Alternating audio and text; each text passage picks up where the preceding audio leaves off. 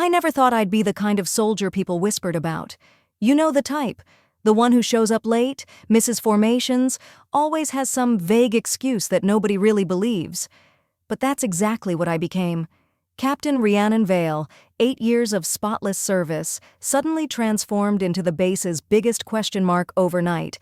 Let me take you back to where this all started, because you need to understand who I was before everything fell apart. I grew up with nothing, and I mean nothing. While other kids were worrying about which college to attend, I was worrying about whether we'd have electricity that month. The military wasn't just a career choice for me, it was salvation. It was 3 meals a day, a roof over my head, and a chance to become someone who mattered. So I worked. God, did I work. Every single day I pushed myself twice as hard as everyone around me. When they did 50 push-ups, I did 100. When they ran 3 miles, I ran 6. I didn't have the luxury of natural talent or family connections. All I had was relentless, bone-crushing determination, and it paid off. By year 8, I'd earned my captain's bars and the respect of almost everyone at Fort Ashford. My superiors trusted me. My peers looked up to me. I was finally someone. I'd finally made it. Then 6 months ago, everything changed. I got called into an office I'd never been in before, met people whose names I can't even say out loud, and my entire life got flipped upside down. They gave me an assignment, a special assignment, the kind that comes with classification levels I didn't even know existed, the kind where you can't tell anyone anything. Not your friends, not your family, not even your commanding officers. Suddenly, I was disappearing for days at a time, missing morning formations, showing up to drills looking exhausted, my uniform sometimes wrinkled, my attention clearly somewhere else, and I couldn't explain any of it. Not one single word. Do you know how that feels? To watch people you respect start looking at you with disappointment? To hear the whispers in the mess hall when you walk by? I'd catch fragments of conversations. Special treatment, they'd say. Must know someone important. Some thought I was sleeping with a superior. Others thought I'd just given up, that I was coasting on past achievements while everyone else carried the weight. My immediate commanding officer, Colonel Hawthorne Briggs, he was old school. The kind of man who believed in structure, hierarchy, and absolute visibility. If he couldn't see you working, you weren't working.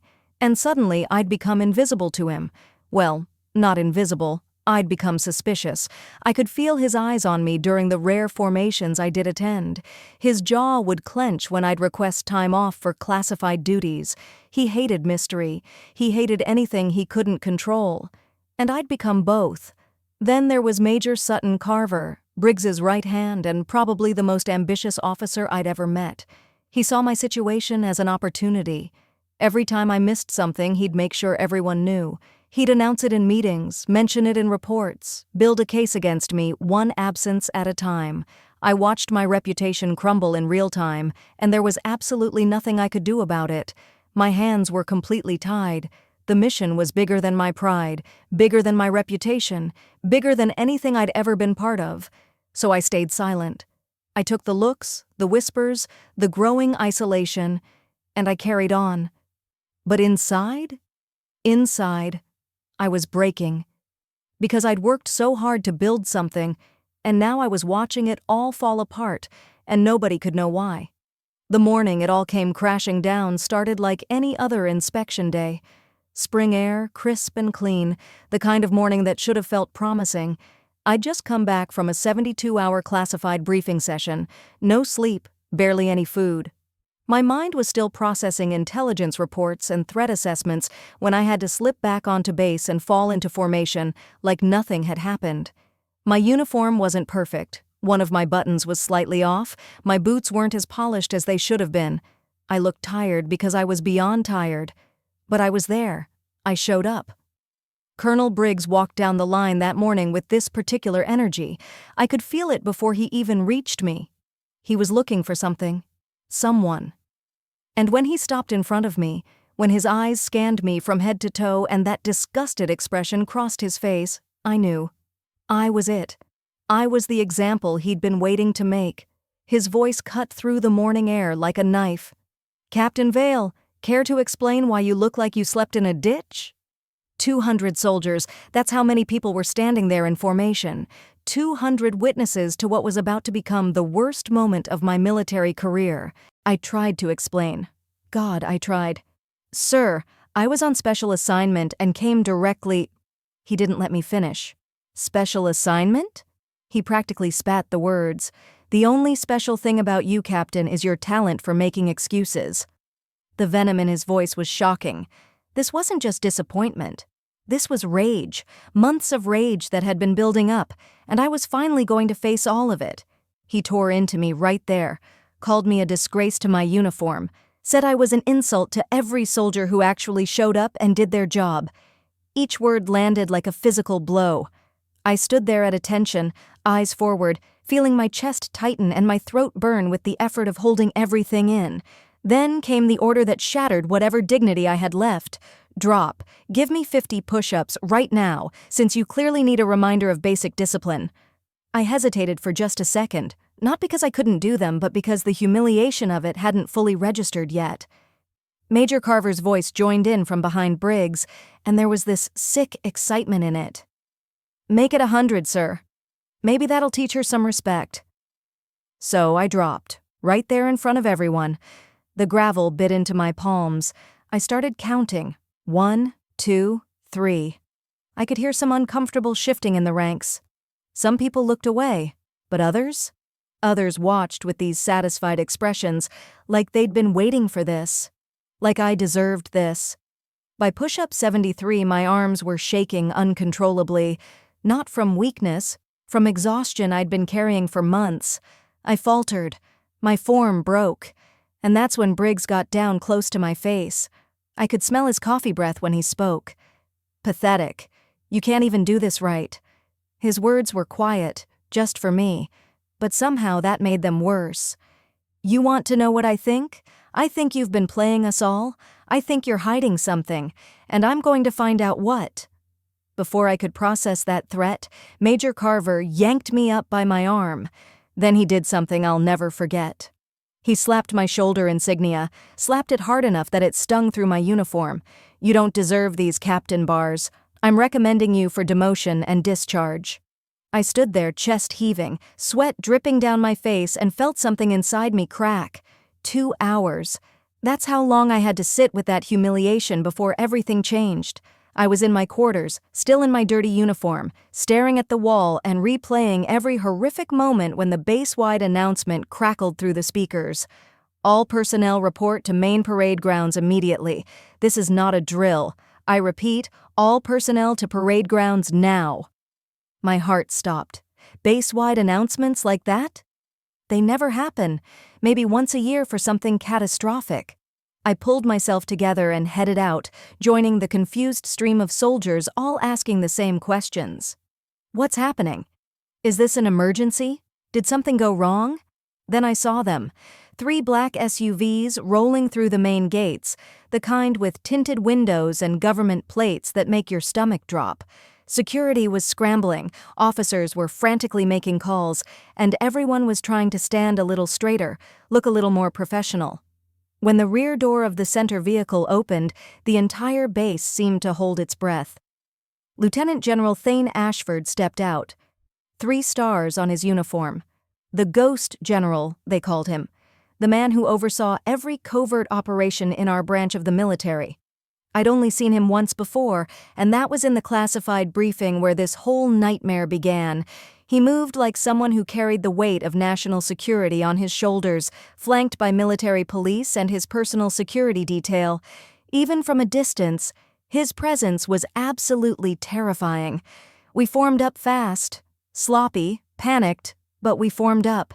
Colonel Briggs was at the front, and I could see him puffing up, probably thinking this was some kind of commendation or inspection he could use to his advantage. General Ashford walked to the center of the parade grounds, and when he spoke, his voice carried with absolute authority. I'm here regarding Captain Rhiannon Vale.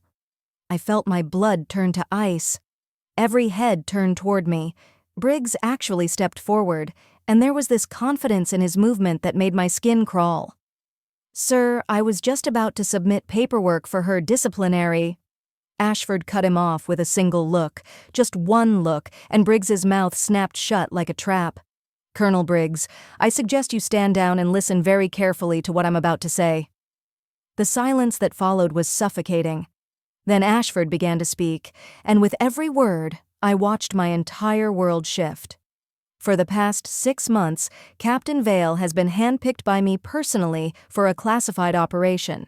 I could feel the shock rippling through the formation. She has been working on Project Nightfall, a counterintelligence operation that this base has been tangentially connected to. He paused, letting that sink in. Captain Vale went undercover, infiltrated a domestic terrorist cell that had been targeting military installations, and provided intelligence that directly prevented a catastrophic security breach. Her work saved lives, potentially hundreds of lives. The parade grounds were so quiet I could hear my own heartbeat thundering in my ears. I looked at Colonel Briggs, and I will never forget what I saw. The color drained from his face so fast it was like watching someone age a decade in seconds. Major Carver's jaw literally went slack, his eyes wide with dawning horror. Every single person who had whispered about me, doubted me, laughed at me this morning. They were all staring now with completely different expressions. The shame I'd felt 2 hours ago was transforming into something else entirely. Vindication, yes. But also this overwhelming exhaustion, because I'd carried this secret for so long, suffered so much for it, and now everyone finally knew. They finally understood. General Ashford wasn't finished. He pulled a document from inside his jacket, and the crisp sound of unfolding paper cut through the silence like a blade. Captain Vale has been recommended for immediate promotion by multiple intelligence agencies and by my personal assessment. My legs almost gave out. Promotion? After everything that just happened this morning, the word felt surreal. Effective immediately, Rhiannon Vale is promoted to the rank of Lieutenant Colonel. The gasps were audible. Lieutenant Colonel. That's not just one rank above captain, that's 2 ranks. That meant I'd be jumping over Major entirely, and more importantly, it meant I would outrank Colonel Briggs. A full bird colonel and a lieutenant colonel are technically close, but the implications of what just happened were seismic. Furthermore, Ashford continued, and his voice carried this tone of finality, Lieutenant Colonel Vale is being transferred to Pentagon liaison operations under my direct command. She'll be working on national security initiatives at the highest level. The weight of those words hung in the air like thunder before a storm. Then Ashford turned to me, and his expression softened just slightly. Lieutenant Colonel Vale, front and center. My body moved on autopilot. I marched forward, every step feeling both endless and too fast. My arms still ached from those push-ups. My uniform was still wrinkled. My face probably still showed the strain of the morning's humiliation. But I stood before this 3-star general with my back straight and my eyes forward. He held the new insignia in his hands, the silver oak leaves of a lieutenant colonel. He pinned them onto my uniform himself, his movements precise and deliberate. Each pin felt like vindication piercing through months of silent suffering. Then he did something that broke every piece of protocol I'd ever learned. General Ashford, a 3-star general, saluted me first. Officers salute higher-ranking officers. A 3-star general doesn't salute a lieutenant colonel. Ever. But he did. His hand came up sharp and clean, and his voice carried across the entire parade grounds. Thank you for your service and sacrifice, Lieutenant Colonel Vale. Your country owes you a debt. My hand shot up to return the salute, and I had to physically fight to keep my composure because the enormity of this moment was crushing me. When a general salutes, protocol demands that everyone salutes. It's automatic, it's absolute, and I watched as 200 hands rose in unison, the entire battalion, every single soldier rendering honors to me, including Colonel Briggs, including Major Carver. The 2 men who'd humiliated me just hours ago were now forced by military protocol to salute me. Briggs's hand trembled slightly as it came up. His face was stone, but his eyes betrayed everything. Shock, humiliation, rage, fear. Carver looked like he might be sick. They were saluting someone who now outranked Briggs himself in practical terms and career trajectory. The poetry of it was almost too much to process. After what felt like an eternity, Ashford dropped his salute, and everyone followed. But he wasn't done. He turned to face Briggs directly, and his voice lost all warmth. "Colonel Briggs, a word about how you treat your officers. Had you shown basic respect instead of jumping to public humiliation, you might have avoided this embarrassment." Briggs couldn't even look him in the eye. "I'll be reviewing your leadership methods. Expect a formal investigation into your command style and judgment." Then Ashford's gaze shifted to Carver, and it was like watching an executioner choose his next target. "Major Carver, that recommendation for discharge you mentioned this morning, file it, against yourself. You're relieved of duty pending review of your conduct." I watched Carver's career implode in real time, his face going from red to white to gray. The days that followed felt like living in a completely different universe. I packed up my office slowly, carefully, taking time with each item because I needed to process what had happened. Junior officers I barely knew stopped by to congratulate me. Some apologized, their voices quiet and ashamed, admitting they'd heard the rumors and never spoke up. A few confessed they knew something wasn't right about the whole situation, but stayed silent out of fear. And I got it. I understood. Speaking up in the military when your junior rank can destroy your career. But understanding doesn't erase the loneliness I felt during those 6 months. It doesn't erase the morning I spent humiliated on the ground while people watched.